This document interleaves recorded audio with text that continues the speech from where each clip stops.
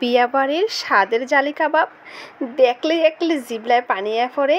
এইয়া বানান না এত সহজ, আর কেমনি সহজে বানাইতে পারবেন সেই রেসিপিটা আজও আপনাগুলোকে শেয়ার করবো। আসসালামু আলাইকুম, বাংলাদেশি ব্লগার চাঁদনিস কিচেনে আপনাকে সকলকে স্বাগতম। আশা করি আমার ভিডিওটা আপনাকে অনেক ভালো লাগবে। এখন লাইক দিয়ে দেখা শুরু করে দেন। এখানে লয়ে লইছি আমি গরুর গোস্ত। এটা মুরগির গোস্ত দাও বানাইতে পারবেন, খাসির গোস্ত দাও বানাইতে পারবেন, কোনো সমস্যা নাই। তো আমি গরুর গোস্ত হান্ডে করছি কি একেবারে পাতলা পাতলা আর ছোটো ছোটো করে কাটতে লইছি, কারণ আমার ব্লেন্ডার নাই যে আমি ব্লেন্ডারে কিমা বানাইমু। আমি হলো শিলপাড়ায় বাইকটা এরপর হলো কিমা করতেছি। তো আপনারা দেখতেই পাইতেছেন আমি প্রথম পুদাদা করলাম এককাল কতক্ষণ শেষে লইলাম, শেষে মিশে এরপর বাইটা বুটে লই আইছি। ব্লেন্ডারের মতন কিন্তু এত সুন্দর কিমা করতে পারি নাই।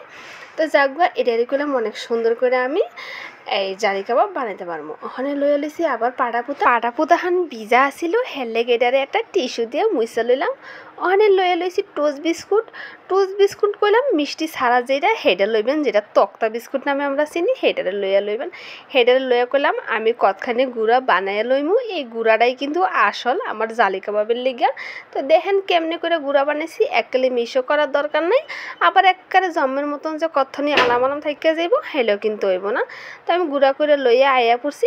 ওখানে লইয়াছি আমি এই গোস্তখানা, এই গোস্তখানার মধ্যে দিয়ে দিলাম পিঁয়াজটা এককালে কুচি কুচি করে কাটতে লইছি। আর এখানে দিয়ে দিলাম হলো কাঁচামরিচটা একটু জম্মের মতন কুচি কুচি করে কাটছি। আর এইটা হলো পুদিনা পাতাটাও কিন্তু কাটতে লইছি কুচি করে, হ্যাঁও দিয়ে দিলাম। হ্যাঁ পরে লইয়া লইছি ধনিয়া পাতাও কুচি করে লইছি, এটারও গেলাম দিয়ে দিলাম। ওখানে দিয়ে দিতেছি আদা বাটা দিয়ে দিলাম আপনার 3 টেবিল চামচ। এখানে হইলো আছে ধনিয়ার গুঁড়া, জিরার গুঁড়া আর হইলো গরম মশলার গুঁড়া। এখন এগুলারও আমি দিয়ে দিলাম। এগুলানি দেওয়ার পর ওখানে আমি দিয়ে দিলাম 1 খান ডিম। সব উপকরণ দিয়ে হালাইছি। ওখানে আমি হাতের সাহায্যে ভালো করে মাইকা লইছি। এরপরে দিয়ে দিব ওই যে বিস্কুট গুঁড়া করে রাখছিলাম, কিছু বিস্কুট গুঁড়া দিতে হইব, নাইলে কিন্তু আপনার এই কিমাটার মধ্যে একটা আড়া ভাব হইব না, জমবো না। আর দিয়ে দিলাম টমেটো সস। এখন এগুলো দিয়ে আমি আবার হাতের সাহায্যে ভালো করে মাইকা জুইকা লইমু। তো সুন্দর করে মাইকা জুইকা লই আয়া পড়ছি। অহন হলো আমনে করে দেখাইমু কেমনে কইরা এই কাবাবটা বানাইতে হইব। তাই আমি গোল গোল করে 5টে বল বানাই লইমু হাতের সাহায্যে। প্রথমে আমি করবো কি একটা মুষ্টির মধ্যে লইয়া লইমু। মুষ্টির মধ্যে লইয়া কিন্তু ভালো করে চাইপে চুইপে যাইতে মুষ্টিটারে একটা শক্ত বলের পরিণত করতে হইব। এরপরে কিন্তু 2 তালুর সাহায্যে এটারে এককালে ঘুরাইয়া লাড্ডুর মতন এরপরে আস্তে করে একটা চাপ দিতে হইব। তো চাপ দিলে কিন্তু একটা সুন্দর হয়ে যাবে গা, একটা ওই আলুর চপ যেমনি বানান সেই রকমেরই বানাইতে হইব। তাই আমি একটু সাইড জানি ফাড়া না হেলে গে, আবার একটু সাইড দিয়ে এঠনি এরকম করে দিলাম। তা আপনারা এমনি করে দিতে পারবেন। তো সবচেয়ে বড় কথা সেইটা হইলো, যেহেতু আমার কিমার একটা জমের মতন ফ্রেশ হয় নাই, হেলেগা কিন্তু অত ভালোভাবে গোলাকার হইতেছে না। তবে টেনশন করার কোনো কারণ নেই। এটা ডিমের মধ্যে দিয়ে যখন আমি বাজবো তখন কিন্তু আর আপনারা বোঝা যাইব না। তো আপনারা যদি ব্লেন্ডারে কিমা করে বানাইতে পারেন, হেয়া জম্মের মনে করেন সফটি হয় আর খাইতেও স্বাদ হয়। এইটাও কিন্তু খাইতে কোনো অংশেই কম না। তবে এটা একটা জমের মতন কিমা করতারি নেই।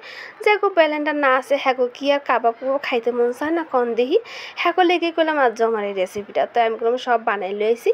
দেখেন তেরা বেঁকা কিন্তু বোঝা যায় না। তো আমরা টেনশন করেন না যে কিমা সুন্দর হয় নাই। তো আমি আয়া বলছি রান্ধন করে আই একটা কড়াইয়ের মধ্যে তেল গরম করে হেয়ার মধ্যে করলাম সাইডা দিতেছি এই আমার কাবাবগুলা। তো ডিমের মধ্যে কিন্তু চুবাইবেন, ফার্স্টে গোল বল বানাইয়া হ্যাঁ পরে আলুর চপের মতো শেপ করে হেটারে করবেন কি বিস্কুটের গুঁড়া হেয়ার মধ্যে একটা সুন্দর করে গাড়াইয়া এটা বিস্কুটের গুঁড়াটারে এর মধ্যে মাখাইয়া যখন বাজতে যাবেন তখন ডিমের মধ্যে স্যুপ দিয়ে হ্যাঁ সাইডে দিবেন। তো আমি জালি করণে লেগে করলাম এই আলু চপের উপরে একটু জালি বানাই দিতেছি, কারণ এইটা হলো জালি কাবাব। একটু জালি না থাকলে কেমন দেখা যায় কম দেখি। তাই জালি করণে লেগে এটা দিলাম, আর একটা কুরসুন দিয়ে জালিগুলা নিয়ে চপের উপরে উড়াইয়া দিলাম। তাই 1 পিঠ 2 পিঠ দোনো পিঠই ভাজা হয়ে গেছে। দেখেন কালারটাও কিন্তু সেই রকমের হয়ে গেছে।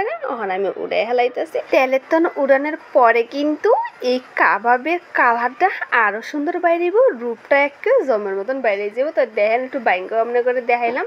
এই দেখেন ঠান্ডা হওয়ার পরে কি সুন্দর একটা কালার বাইরেছে, রূপটা একটা চকচক করতেছে জালি কাবাবের। তো এই জালি কাবাবটা কিন্তু এককালে এমনি করে সহজে বানাতে পারবেন। খাইতে কিন্তু বিয়াবাড়ির স্বাদের চেয়ে কোনো অংশে কম না আমার এই স্বাদের জালি কাবাব। আপনারা একবার হইলেও ট্রাই করবেন, হলে কিন্তু বুঝতে পারবেন আমি হাঁচা কইলাম না মিছা কইলাম। আসসালামু আলাইকুম।